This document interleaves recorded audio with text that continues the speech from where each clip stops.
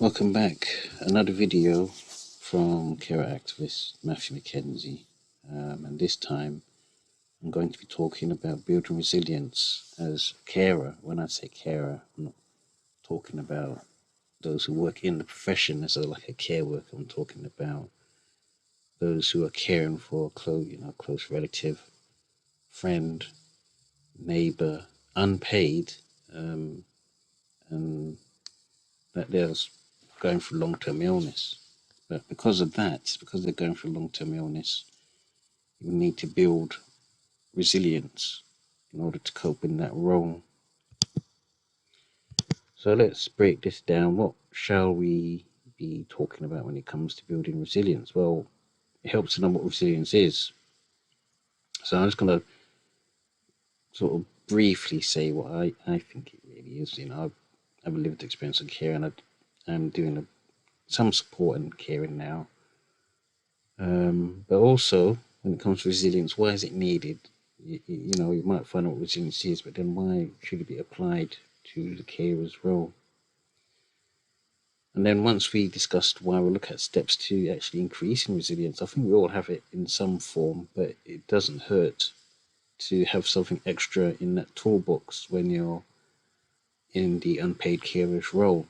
And then, as usual, I'll conclude by summing it all up together. So, what is resilience really? And we'll probably look into why it's needed in a bit. But as you can tell from the picture, caring in itself, caring for a loved one, should be a great, joyous experience. Should be many important moments, whether you're doing it a duty, love, or even the form of care, to be honest.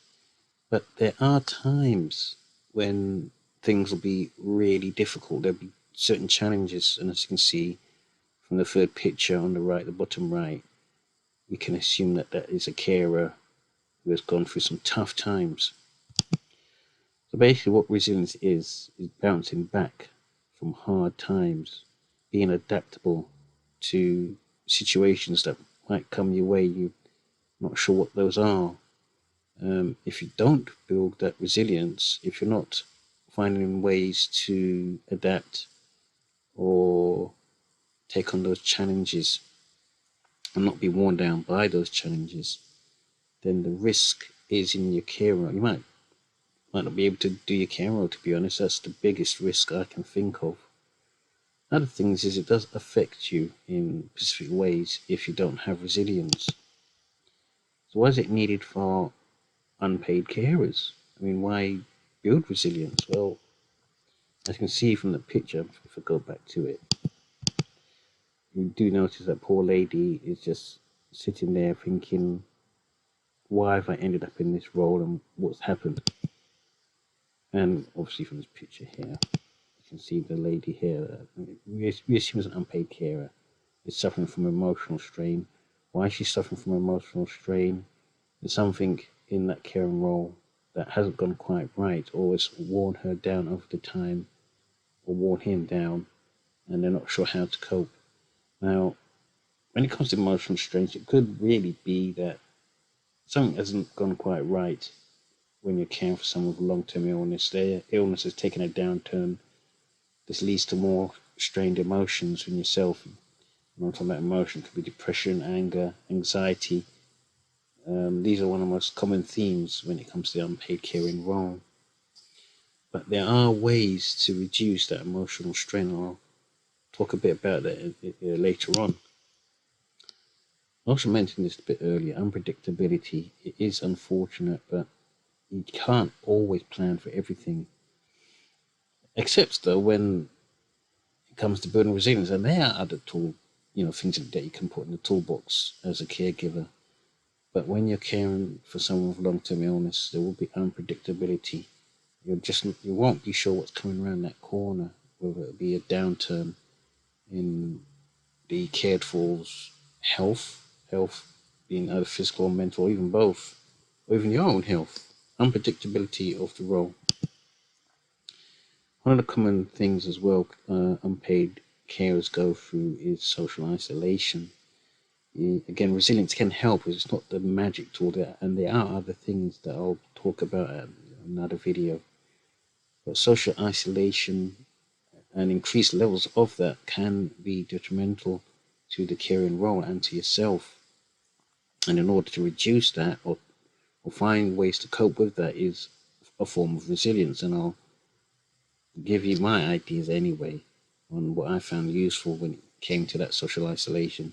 And just to explain it just a bit further, the reason for this, there's many reasons for why carers suffer from social isolation. One of the things is that you got care stigma. You'll have to look at my other video in regards to that. One of the biggest ones is that you're caring 24/7 for someone who's really unwell. They can't go anywhere. They're long-term illness, and you're there 24/7. You're isolated. Really, this is not an easy thing to solve, to be honest, and I don't think it probably ever will be. But it does help if you have something that you can reach out for. And as I said, I will talk a bit more about that when it comes to social isolation. And resilience helps in problem solving. I've run quite a few carer groups, to be honest, online and out in the community. And I do experience it every so often. It's not common, but you might get a carer that is completely reactive.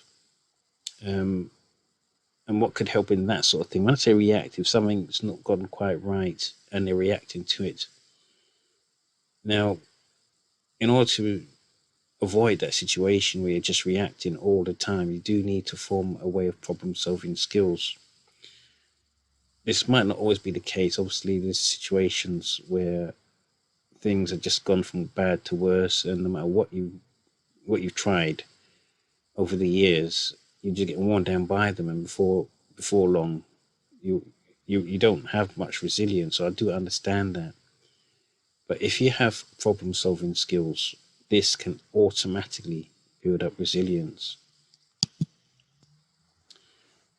And put this all together, resilience can help in self-care. It's not just your role in caring for others or those that depend on you. You must have resilience to care for yourself. And it's very important that we don't want to see more unpaid carers out there who wear themselves down. Not always their fault. Sometimes there are situations you might find that there'll be times you just can't provide that self-care for yourself. It might be due to emergencies. It does help to plan, and resilience can help in that. So building resilience, how does one go about building resilience in the unpaid carer's role? Develop problem-solving skills, to be honest. It helps to look around when I think of building resilience in regards to what problems come your way. And I always say plan. Planning for things reduces the situations where you're just reacting to things. Sometimes it's not always possible. And some things, when it comes to building resilience that I mentioned here, will be easier than others. There'll be some things that's just going to be quite difficult to do, but the rewards of those things will be larger. And there'll be different building resilience tools for different situations, for different cares. We're not all going to be the same. We don't all think the same. Not all from the same background. So certain things will be a bit more easier for others. But if you can think of problem-solving skills regarding your situation as an unpaid carer, that all helps into being adaptable and to face those oncoming challenges in your caring role. One thing you're doing now actually is actually educating yourself. And it doesn't have to be just this video. It can be, I'm going to make some recommendations here. It can be online sites or contacting charities. And I'm going to refer to Carers UK, which is a national charity that focuses on unpaid carers or carers overall, to be honest. And Carers Trust, again, another national charity. There are other charities. A good way of looking at it is, what is it that you're trying to care for? Is it a form of physical illness, long-term illness, diabetes, cancer, dementia, you do have organizations that describe more about that specific illness or the thing that you're trying to care for. But even though this might sound simple, this all helps in building resilience. It's a form of just not reacting to things. If you know what you're dealing with, then it's easy to build resilience in dealing with it. So the idea is educate yourself on what you're dealing with. This one actually, I think is probably a lot more easier in some sense than the other things that I've mentioned. But this is linked to another thing in building resilience, that is developing routines. To celebrate small wins, it's got to be built into the routine that you're doing in your caring role. Not easy, because if you're worn down over the years, you're not going to be celebrating that much. But if you're new to the role, I advise you to think positively. What is a small win? What do you classify as a small win? Because it helps build resilience. And when I say small win, I'm saying, you managed to pick up medication for someone that was difficult to do. A good example regarding cancer or mental ill health, they've started to talk to you, perhaps, or they've agreed to involve you more in their care. And that is a win. In fact, I would say it's a big win, to be honest, because it's not often that easy. So routinely celebrating small wins, what is a win in regards to your caring role? And then behind the scenes, I suppose, it's sort of being resilience. It's sort of being in that positive mindset. This is perhaps one of the most easiest, I would say, to try and do out of all the things I'm mentioning. And to be honest, it just takes, your Google, your mobile phone, your laptop, even if you can't physically attend a support group. And I should have put down carer support group or care network. It doesn't have to be a support group. It could be a care network. They can be organic. When I say organic, that meant that if you know a few carers that you met at your local care centre, and do Google that, what's in your area, then you might go off and form your own groups just to keep in touch with each other. And the idea is, what is it you're learning from other carers in order to build that resilience? What is it that you're learning from the facilitator of the support group that can help build resilience? And you're not expected to do much at that support group. You don't always have to spill your guts by saying, this is what the problem is in regards to my caring role. You can just happily sit there, listen, learn from each other, get an idea of your identity as a carer. But at the end of the day, it's building resilience, doing that. And remember what I mentioned before, social isolation. I've always sort of mentioned to carers, don't isolate yourself if you can. Try and get into that carers network, learn from other carers who've been around for a while in the caring role, know what sort of come in your way so you can reduce the unpredictability, avoid isolation. Not always easy, but I do always say to those, if you can, join support groups or develop a care network. Let's continue.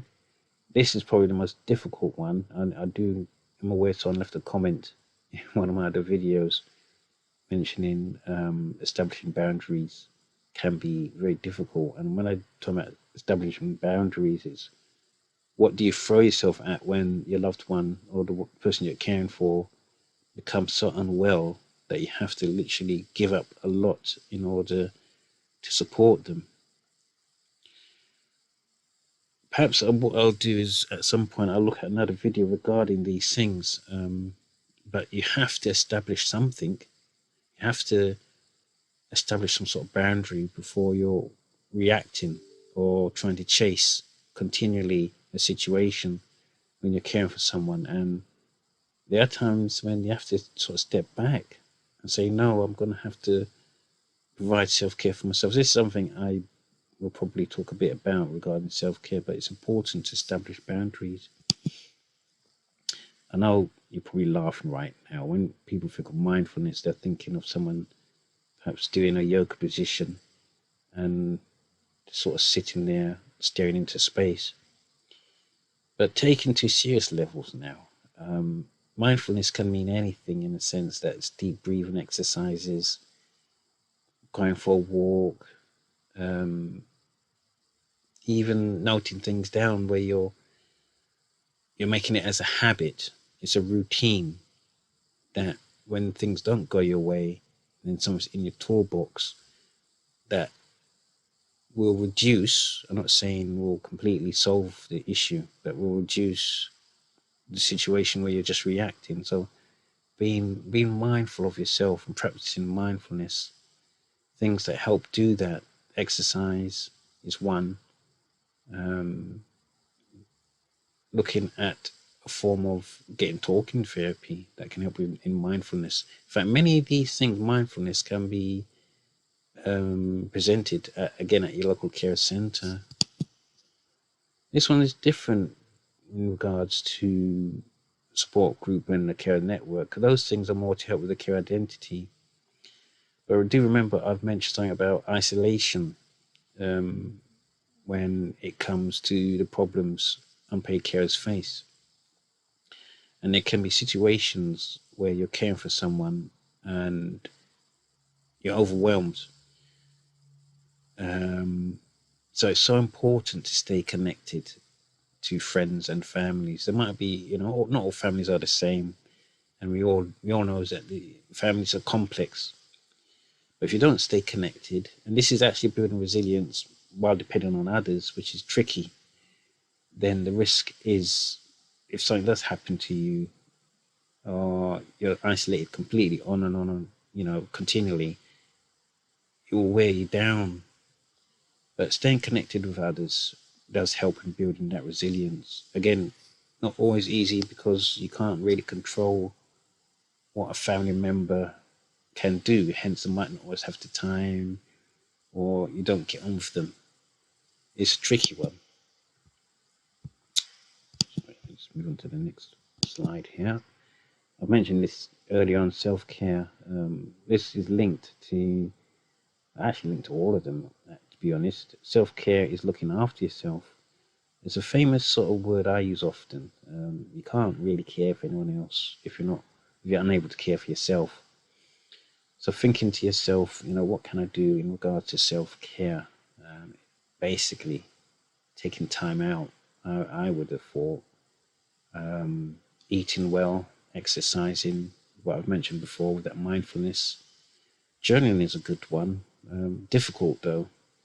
That has to be linked into building it as a routine. And the reason I say journaling is good is because after you write a few things, after a while, be it a week, a month, go back to that journal and you can see what are these negative triggers that is causing you to think negatively, or you might even be looking for specific signs regarding your loved one's health.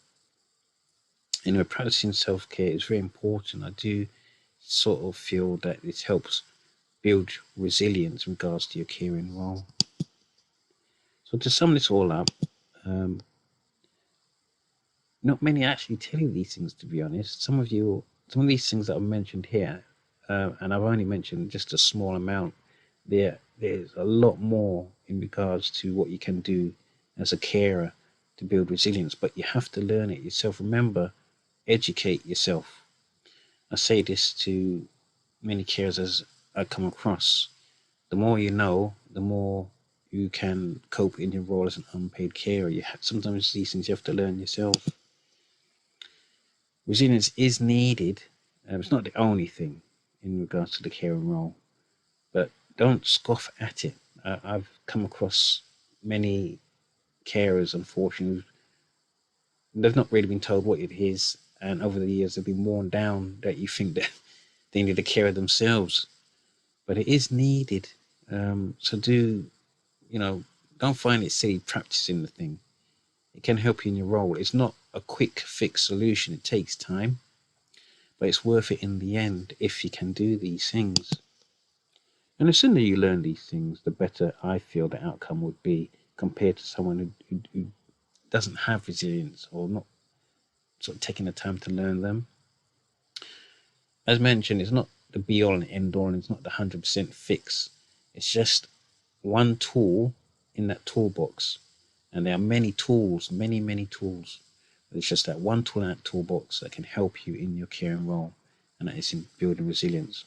I like to end this video now, and I'd like to, if you like the video, do give it a like, share it with others, and thank you for watching. I do hope your camera roll, you get lots of luck in regards to that. Thank you for watching. I'll see you again soon.